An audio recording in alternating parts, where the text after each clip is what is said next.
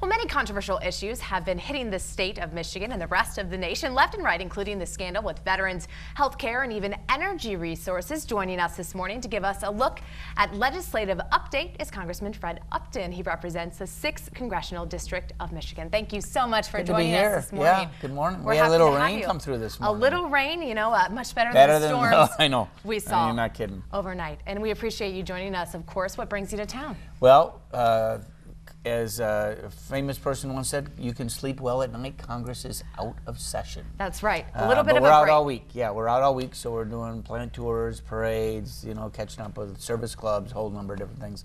We're back on with votes next Tuesday. Okay, great. And let's get right to it here. We all know General Motors. It's been a big issue recently up in Michigan. Of course, they've been recalling millions of cars since the start of the year. And those cars, which of course had parts that caused several deaths. Now, you were on the committee, I believe, grilling GM. I think once you called the findings on the automaker's internal investigation deeply disgusting.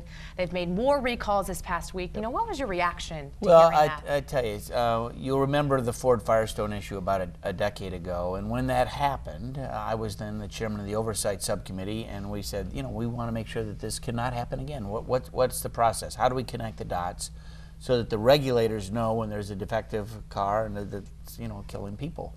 And so we passed the TREAD Act. Now, what we've done now is we've initiated a number of hearings. We've had Mary Barra, the chairman of GM, testify twice. I think she's going to testify before the Senate a little bit later this week. We want to find out what happened. Why didn't the law work? Why didn't the regulators see some of the problems that were there? And we're reviewing, believe it or not, more than 1 million pages of documents from GM. And how long does that review process go on for? We've been going through a lot. You know, you search codes, you can do a lot of different things that you didn't used to be able to do before. Thousands of pages from the National Highway Traffic Safety Administration as well. But the bottom line is this. In fact, GM was aware that they had these switch problems, you know, the ignition switch, some time ago, years ago, and failed to do anything about it. We've interviewed the engineers. Obviously, they've let some people, fired some people that are there. They announced earlier this week that they're going to have, they're going to compensate all victims that are out there, set up a special fund. It'll be pretty substantial in terms of what they do. But you know, the bottom line is we want to find out what did go wrong, and probably come back with legislation down the line to say, all right, we're going to correct these mistakes so no automaker is going to be able to have this thing happen again. So first, find out what happened and then correct the facts. That's exactly a great plan. And then moving on, veterans health care access. It's been a big issue recently. Obviously, veterans hospitals have been under fire, you know, for wait listing, things like that. And the U.S. House of Representatives recently passed the Veterans Access to Care Act, and I believe you co-sponsored that bill as well. You know, what does that mean for local veterans? What would that mean for them? A couple things. And we have, so I have 2 offices in Michigan. We've been hearing from veterans wanting to get appointments. For our state is basically Battle Creek or Ann Arbor, but you know, statewide we've got people coming from Traverse City, I mean all these different places.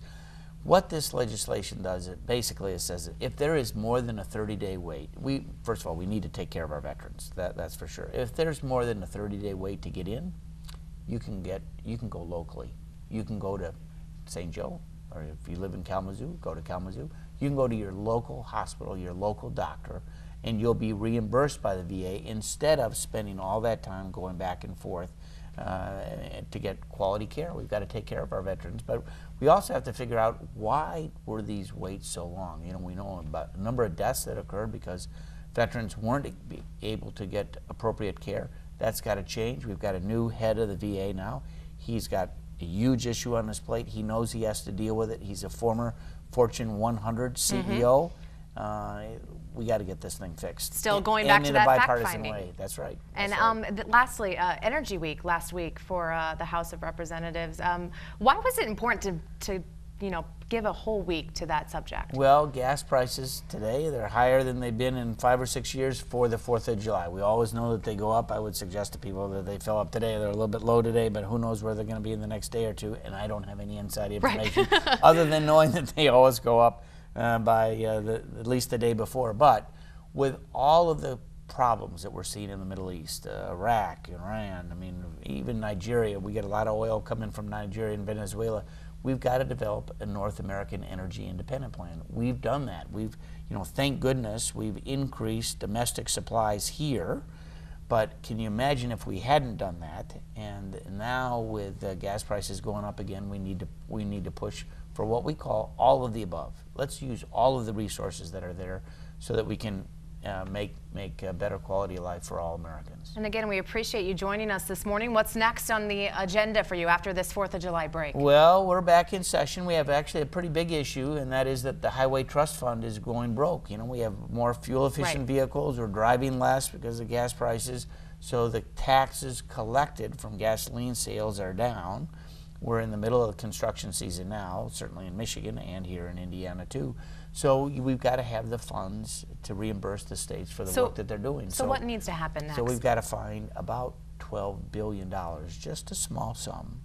Small sum, right? $12 billion. $12 billion in the next couple weeks to reimburse this fund so that the construction projects don't stop. And I think we'll be able to do that. And that's what you're working on now? Well, that'll be a big issue for us to deal with next month, or this month. This month, great. Thank you. Thank you. Say it's already July. I know, it is hard to believe it, but it's here, and happy 4th of July early, and thanks again for joining us this morning. We'll now toss it on back to break, and we'll be right back.